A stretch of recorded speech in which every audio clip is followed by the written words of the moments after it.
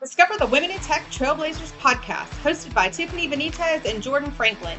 Here, the complexities of being a woman in the tech industry are unraveled through discussions on key issues, personal growth, and how to succeed despite systematic challenges. It's a source of empowerment and inspiration for all women at all stages of their tech careers.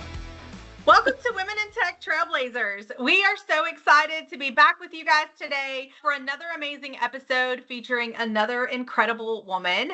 Before I introduce her, I want to talk to you a little bit about what we are going to be talking about today. The topic for today is the career pivot. And I know that's actually a pretty uncomfortable subject for many of us. So I want to just talk about really quick as we dive into this, really tune in and pay attention. As we were having pre-conversations with Kelli several months ago, this is something near and dear to my heart. It's something I currently just did, but I think it's something that we as women try to avoid talking about, even if we do it. I think there's sometimes a little taboo or shame, or I don't know what it is that seems to come along with the fact that we just choose to pivot, and it's okay. So I'm really excited about this episode, really excited about our guest. So without any further ado, I will introduce her. We are excited to have Kelli Schutrop here today. She is a dynamic revenue growth leader and the CEO and founder of Thoughtful Resound. This is a fractional sales and marketing leadership consultancy.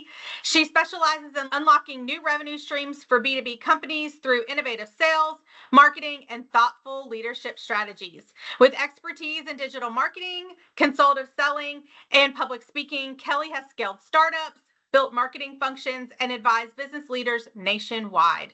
A four-time LinkedIn Learning instructor, an industry speaker, she is passionate about fostering connections and driving strategic growth. Kelli studied public relations and marketing at the University of Northwestern St. Paul and enjoys life's adventures with her young family. Welcome to the show, Kelli. Thank you, Tiffany and Jordan. I'm excited to be here with you. Well, we're super excited to have you. And I always like to start our podcast off with the purpose of our podcast. We're really trying to dig in and talk about topics that girls and women and technology and just girls and women in general don't normally talk about.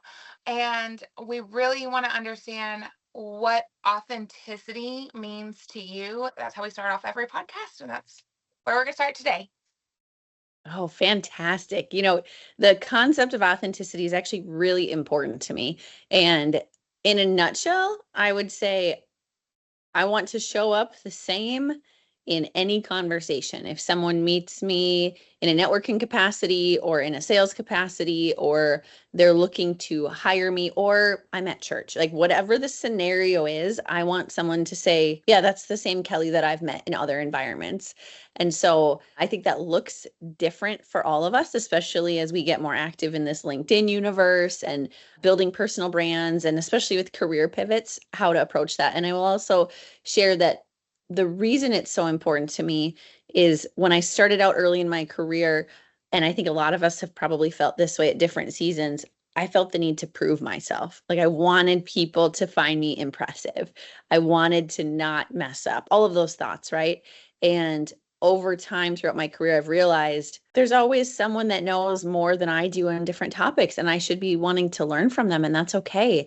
And we all experience new in different seasons, even if it is not a career pivot and you're stepping into a new company laterally or whatever it might look like. Everybody experiences those newness. And I've found myself gravitating more toward people who don't take themselves too seriously and are really curious and open to learning. And I think authenticity is a big part of that. So you don't have to put on a facade, because it's tiring to keep up with trying to feel polished all the time. And I know I feel more comfortable around powerhouse leaders that don't have that air of perfection. Strive for excellence, yes, but want to be human and acknowledge if they don't know something. So that's what authenticity means to me.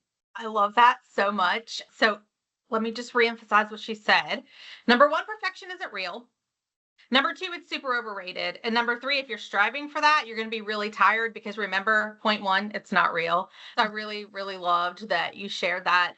So within like your particular career journey, right? We've all kind of had this different journey. And I know I read your bio of all the incredible things that you've done, but talk to us a little bit in your journey, in your personal journey. with regards to your career, how has the career pivot, like how did that come to be? And like maybe it was multiple times, but what did it really signify to you? We're here talking about it because it signified something really important to you and what you wanted to share with other people. So talk to us a little bit about that.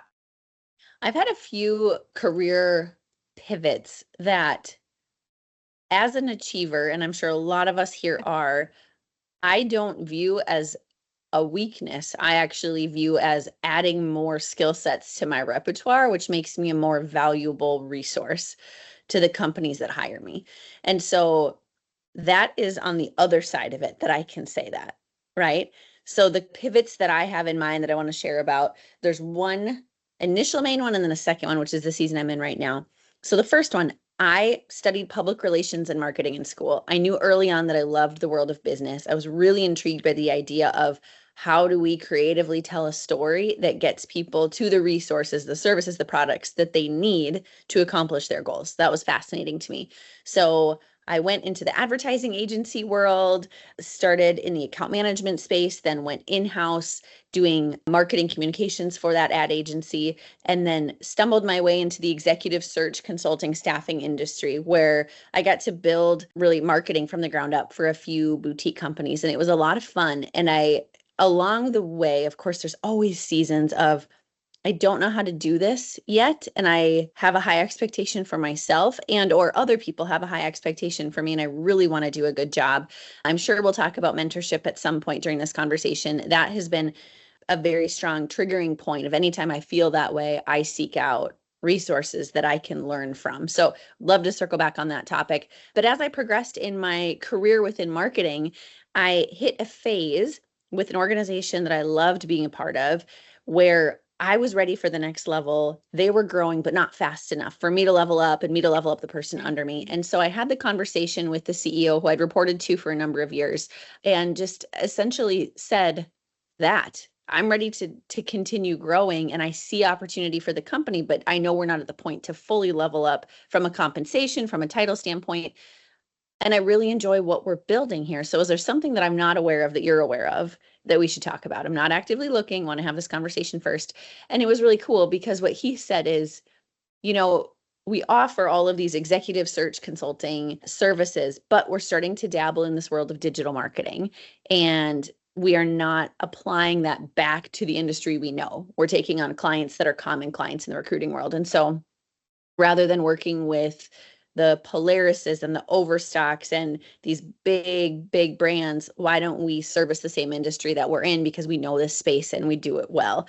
Would you be interested in doing what you're doing for us for other companies in the space? And I was like, yeah, let's do it. And so, started diving into it, went on like a week-long vacation before my, like, air quotes, if people aren't seeing this, new role started. So same organization, but essentially what I was doing is to help launch a division that we didn't have before. No one knew this company or this brand in the marketplace as a digital marketing agency for the staffing industry. It didn't exist.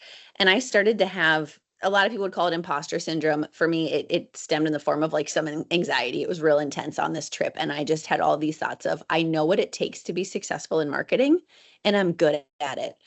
And it's taken me a while to acquire all the knowledge that I have, and it's a comfort zone. Like, I can do the role that I'm doing with my eyes closed, and the company is doing well with the skill sets I'm providing to them, but I want more of a challenge. However, what if I don't do a good job in sales? Like, what if it eats me alive? Like, what if, all these what ifs, which, as everyone here knows, asking yourself, what if is probably not a productive exercise. And so I started journaling and mapping out, like, okay, what are the things I know that I'm walking into? What are the things I don't know? Thankfully, in that particular career pivot, I had the support of a CEO who said, let's just explore this together, right? And I was able to take the fail forward mindset, which was huge. And you're not always able to have that. I've had scenarios in my career where I've not had that luxury, where I was surrounded by leaders that were okay with me failing forward. In this scenario, I was. And what I did when I stepped into launching that brand, I managed the rebrand, started doing marketing for it, was taking any inbound leads that we were kind of happened to be getting through some ads we were running or through relationships from the CEO, doing account management, doing project management as the team was doing delivery on things like SEO paid content. And so it started slow, and I knew right away that I didn't want to approach sales through the lens of cold calling and outbound and ultimately being viewed as a commodity. I was just not interested in that. So I applied it with the lens of thought leadership because that's what I knew from marketing. So I started hosting fireside chats, and I started guest appearing on podcasts and putting my name in the hat for conference panels and things like that.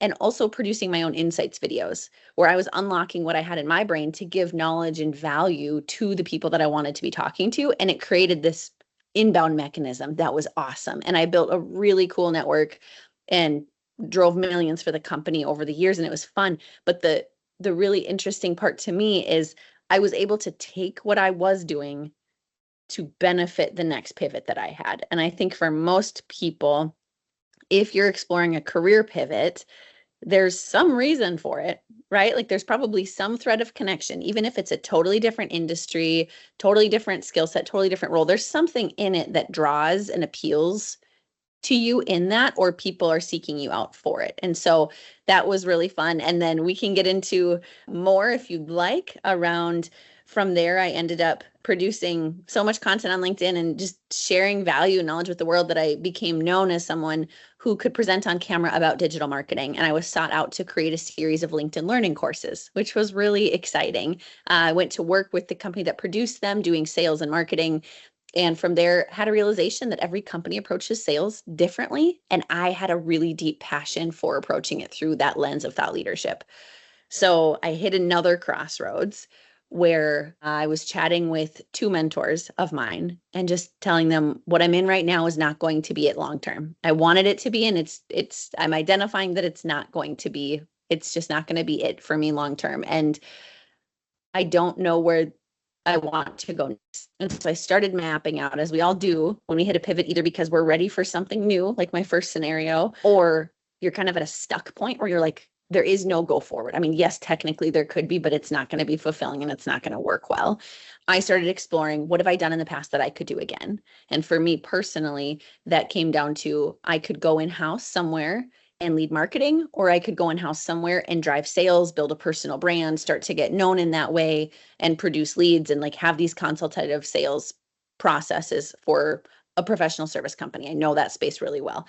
And one of my mentors said, well, always interested to talk shop if you're looking to open your own company at some point. So essentially, a few people I talked to put an idea in my head to start my own company, which I was not pining after. My husband's a serial entrepreneur, so I enjoyed the stability of knowing what I get paid, or at least, within a reason, like having it be a little bit less, it's all zero or everything, right? And so, but where I hit was a point where I couldn't imagine getting recruited into anything or seeking out a job and working my way into getting hired there and being more excited about it than checking out my own company and offering this service to companies that I knew needed the support. So long answer to say, I've had two types of career pivots, one from marketing into sales, and then one from essentially W-2 to now owning my own and needing to build my own book of business.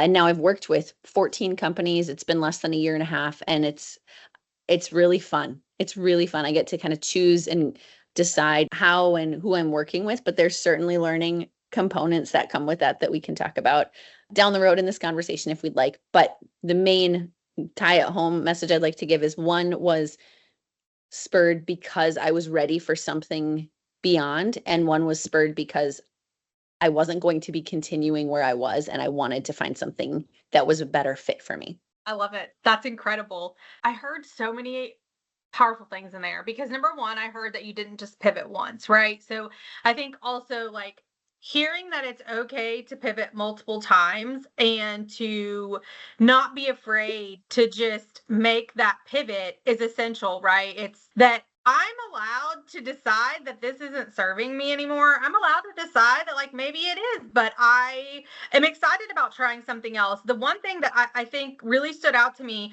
and that sometimes we struggle a little bit with women to do, is to say like, I'm ready to continue growing and I don't see that there is space here for me to do that.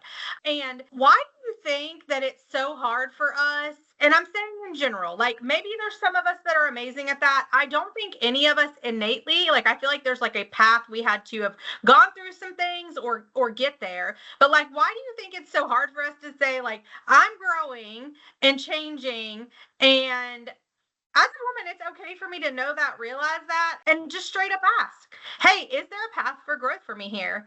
And if the answer is no, being okay with pivoting. Why do you think that that's such a struggle for us?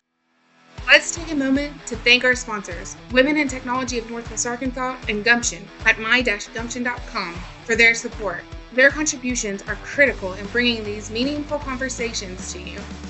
Stick around for more engaging discussions right after this break. I think it comes down to not hearing enough stories like the ones we're talking about right now. Because if we can see that scenario played out for other people and see it go well, it'll give women more encouragement to say, okay, that is plausible. And it's not to say that every time you want to approach something, it's going to align for the company.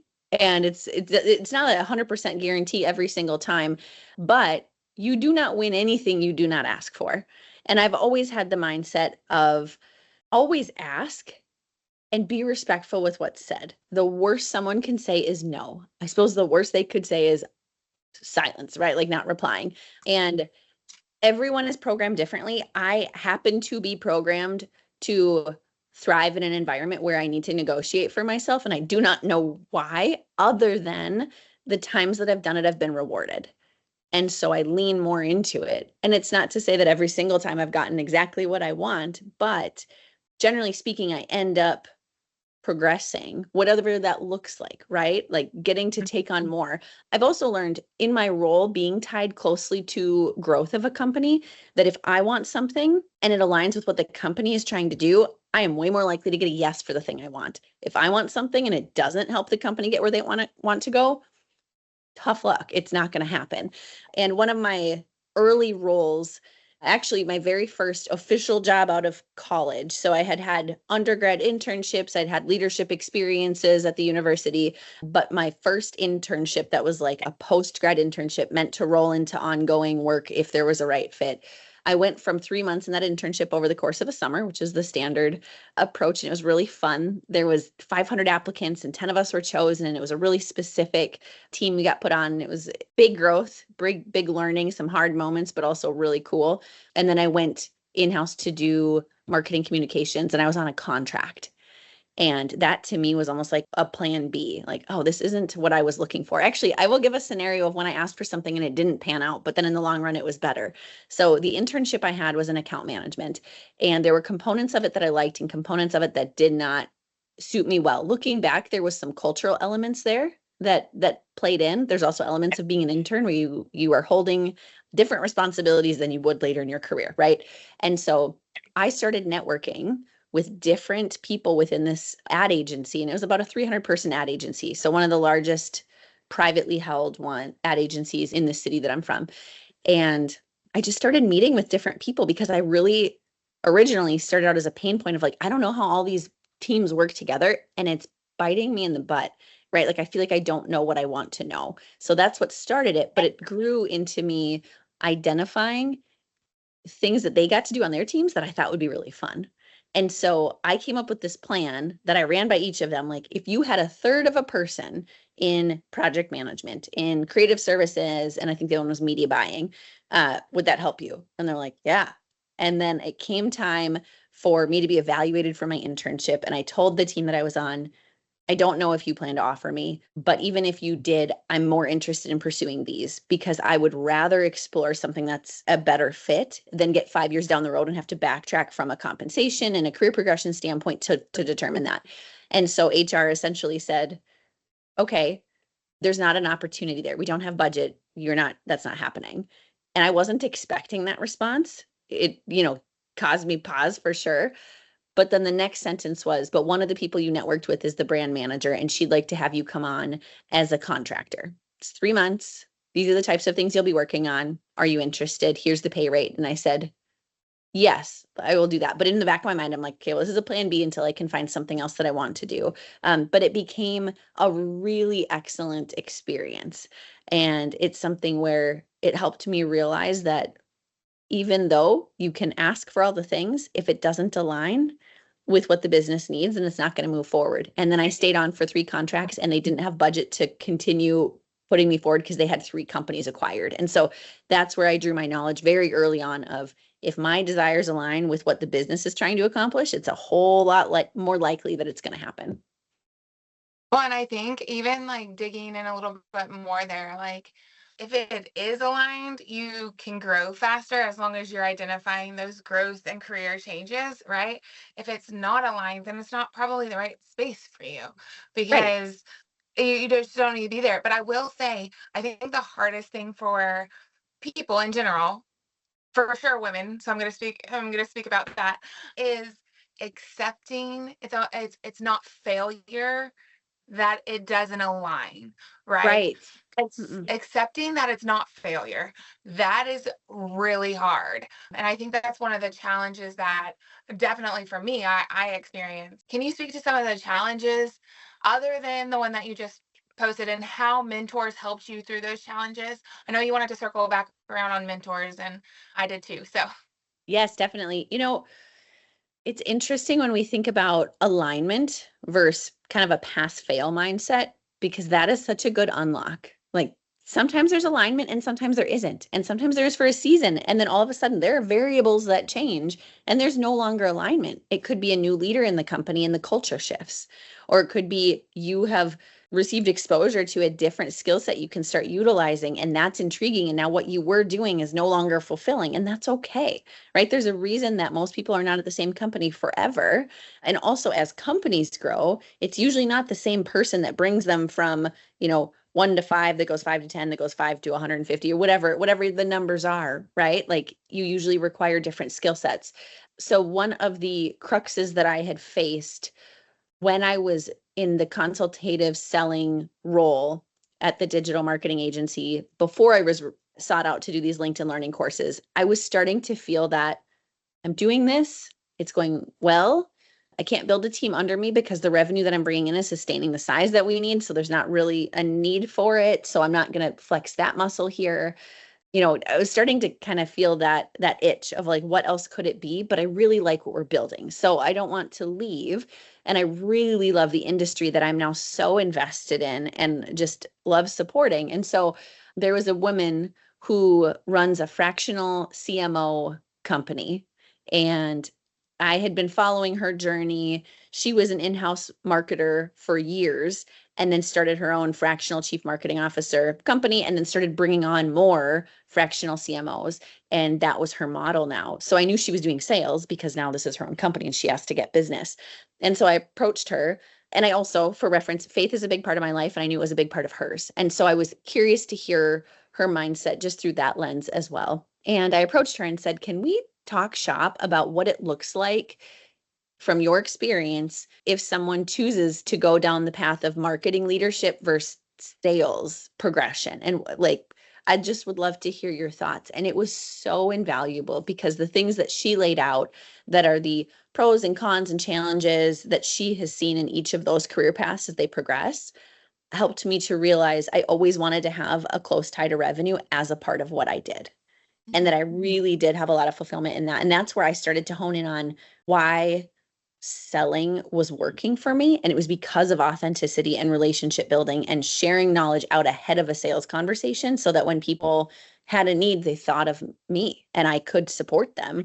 And whether we worked together or not, I wanted them to end the conversation better off than when we'd started it. And having that mindset applies really well to certain types of sales. And so having someone in even a short-term mentorship capacity provide her own story of what worked well for her, what didn't work well for her. Obviously, everybody's story is just their own story, right? There's a lot of aggregate information you can pull, but it was so beneficial to me. That was amazing. I just love hearing the fact that instead of like trying to figure it out by yourself, right? Or sitting there spinning your wheels, that you leverage someone that you knew that was really amazing in this space. And I think that is really important for us as we continue and progress in whatever direction it looks like. And again, it's okay to pivot. That's what we're talking about here. Find people that do whatever it is you want to do really well. Right. And then when you get there with the person, instead of being petty and jealous, like just lock arms with her, like learn from her, like, and it can be a him too. We talk about, I have a lot of incredible male mentors, but like find those people that are doing really, really well. I think women can help you walk through certain things that men may not be able to help you walk through from that perspective, but really, really latch onto that and learn as much as you can from those people. So thank you for your insight there. Sad face, we're coming up on the end of our show. I always hate this part, but we always like to leave our listeners with one thing. And it's, if you could give, it's two pieces. One, it's what legacy do you want to leave? And second is, if you could leave them with one piece of advice, what would that be? Ooh, these are good questions. If I could leave you with one piece of advice, it would be, when you are nervous about a decision, a conversation, a risk you want to take, ask yourself, what would a brave person do in this scenario? You've probably got someone who comes to mind in that scenario. Maybe it's a woman, maybe it's a man, maybe it's a totally different demographic than you, but what would a brave person do in this scenario? And lean into that, because that can give you a lot of courage to step forward. And then the legacy I want to leave, I've heard this question answered by different people in different podcasts, and I have never had anybody ask me this. And so I have to give it a little bit of thought. I would say, if I can empower people to take risks that better the people around them, I would be thrilled. And that can look like in your career, that can look like in courageous conversations, that can look like having authenticity so that you can add more value. I think it's really important to take risks, but also think about how is what I'm doing right now causing a ripple effect to the people around me, and how can I better them and show them kindness or give them insight or whatever that might look like. So if I could instill that to people, I'd be thrilled. Love it. I love that. Kelli, thank you so much for joining us today. It's been incredible just to, again, listen to your story and kind of so many incredible themes of not just one pivot, but multiple, and how you're courageous and not afraid to take risk. Ladies, take note. Like, this is the direction we've really got to go, right? If we want to see ourselves wherever it is we're trying to go. And that looks different for all of us, but I think it's going to take really honing in on the fact that it's okay to take risks. It's okay to walk away from things or people that are no longer serving you, and really operate in such. So thank you so much again for being here. To our listeners, thank you so much for continuing to tune in and follow along with us and our guests and their amazing stories. I hope you're really getting out of this what we kind of intended, which is space for you to be free to hear all of the things that we're dealing with that no one ever talks about. So thank you again for tuning in. And Jordan? Subscribe, watch, listen, follow, all the things. As per usual, Kelli's socials will come across the top of the screen. Please go out and follow her on LinkedIn and watch all the amazing things that she will continue to do. Thank you. Thank you. Well, that's a wrap. Another episode of Women in Tech, Trailblazers podcast. Thanks for tuning in and sharing this time with us. If you liked what you heard, please share this episode with your friends in tech.